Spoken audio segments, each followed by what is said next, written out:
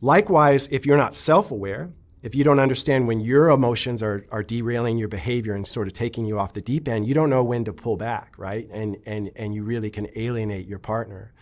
So EQ kind of plays its strongest role in conflict in relationships.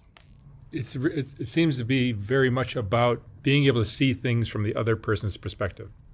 It is, because really the emotional intelligence skill is understanding emotions in yourself and understanding them in other people. And then what do you do with that awareness? How do you let that awareness drive your behavior, how you respond to them, and how you act? And change is not always easy for some people. No, but if you have data to go from, right, and that is just sort of what the other person in the room is thinking and feeling and what you're thinking and feeling, you can choose a new course of action. What would you recommend as an approach to dealing with an emotionally charged conversation where everyone's everything's being escalated, the tension and everything? I think that